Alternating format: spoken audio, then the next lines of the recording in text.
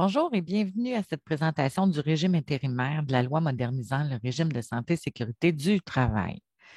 Donc, il s'agit bien du projet de loi 59 initialement, pour lequel il y a plusieurs phases d'implantation.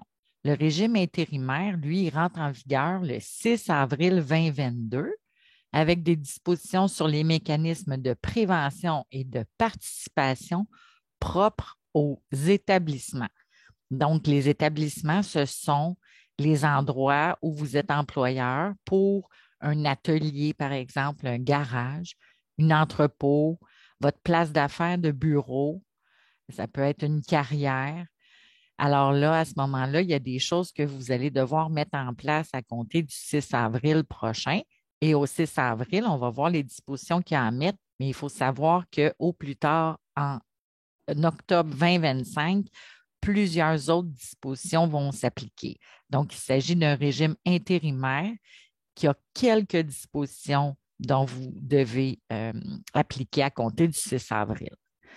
Donc, au 6 avril, si votre établissement compte moins de 20 travailleurs, donc vous avez l'obligation de consigner l'identification des risques qui va faire partie de votre plan d'action que vous allez devoir faire plus tard. Mais au 6 avril, c'est que l'identification de vos risques et de nommer un agent de liaison.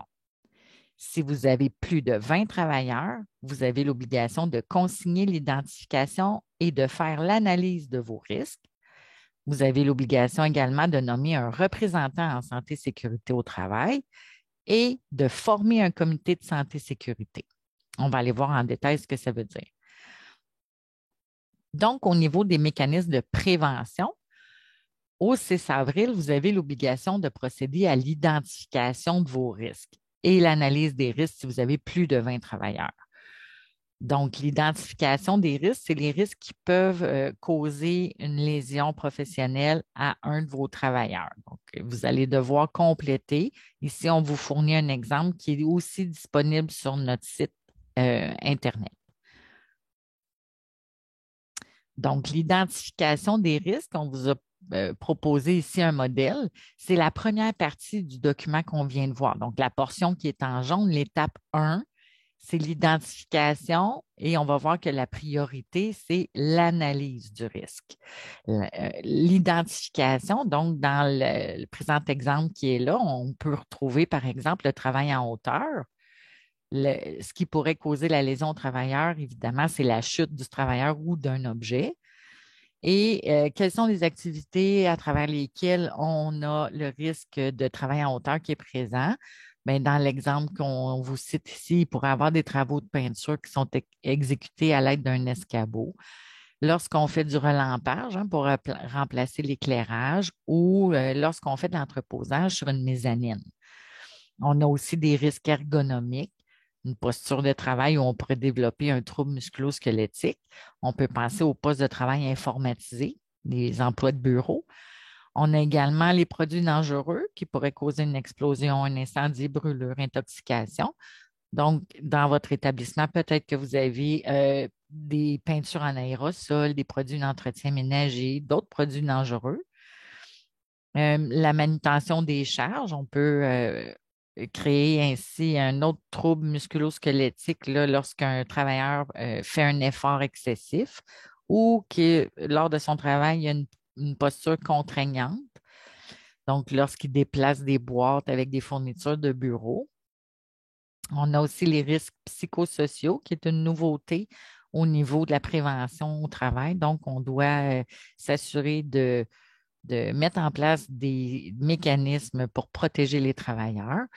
Donc, on sait que la charge de travail elle peut être augmentée en période de pré-vacances ou pré-estivale et les vacances pendant cette période-là, c'est-à-dire les gens veulent avoir leur livraison tous en même temps. Donc, ça crée une charge de travail supplémentaire qu'à l'habitude. On peut penser également à une chute de même niveau, quand les conditions du plancher font en sorte de provoquer des risques de chute. Donc, l'eau qui pourrait être un risque au niveau d'un plancher mouillé, on va penser à ces éléments-là.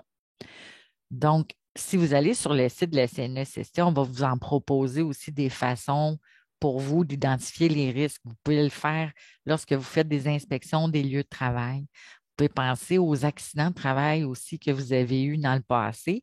Donc, ce sont probablement des risques que vous avez déjà adressés, mais que vous devez quand même consigner sur la grille qui est proposée ici.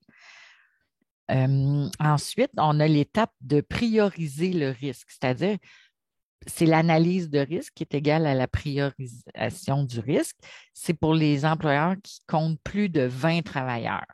Donc, vous avez une étape supplémentaire, c'est-à-dire que vous devez coter le risque en fonction d'une priorité que vous allez prendre en charge rapidement ce risque-là, qui, évidemment, peut causer un risque élevé aux travailleurs. Donc, on peut penser à une forte probabilité que ça se produise et que ça peut causer une lésion grave. On peut penser à des fractures, des traumatismes crâniens, des choses comme ça.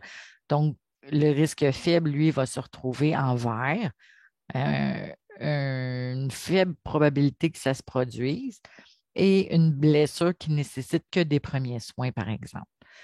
Donc, vous allez devoir coter vos risques pour les prioriser.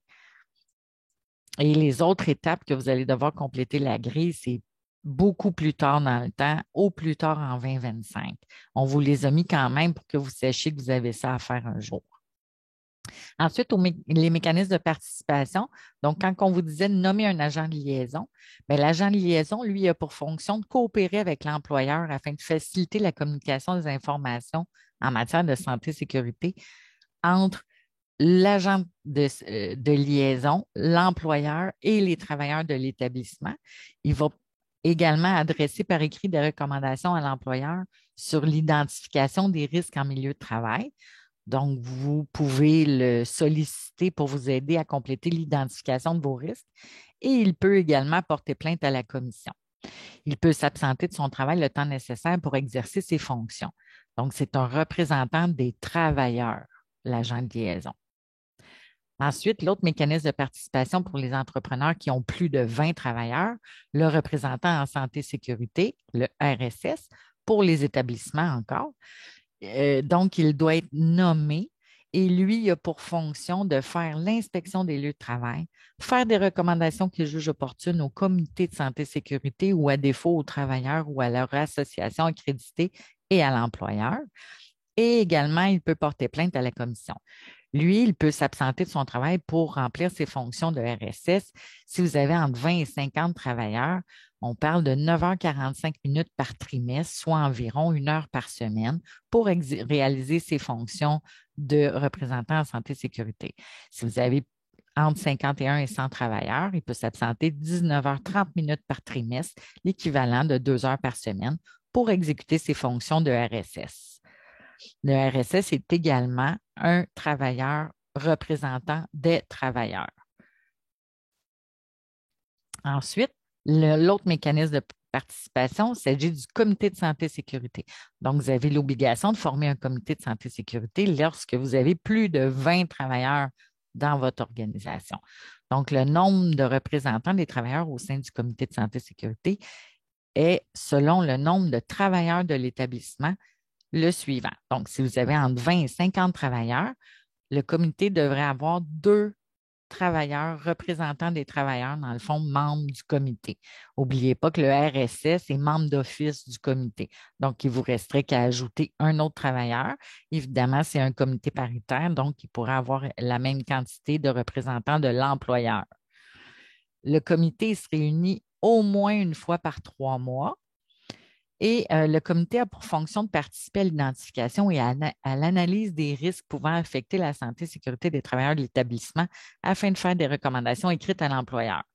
Donc, encore là, vous pouvez solliciter les membres du comité pour procéder à l'identification et à l'analyse des risques dans les entreprises où vous avez 25 travailleurs et 20 travailleurs et plus. N'oubliez pas qu'il s'agit du régime intérimaire. Donc, en 2025 ou plus tard, vous allez devoir ajouter d'autres éléments à celle du régime intérimaire, qui, lui, ne demande que l'identification, l'analyse de risque, nommer un représentant, un agent de sécurité, un agent de liaison et un comité de santé et sécurité. Si vous avez des questions concernant les documents à compléter, ils sont disponibles sur notre site Web, mais également, vous pouvez communiquer avec votre conseiller en prévention. Il va pouvoir vous accompagner dans l'accomplissement de ces nouvelles obligations. Alors voilà, merci.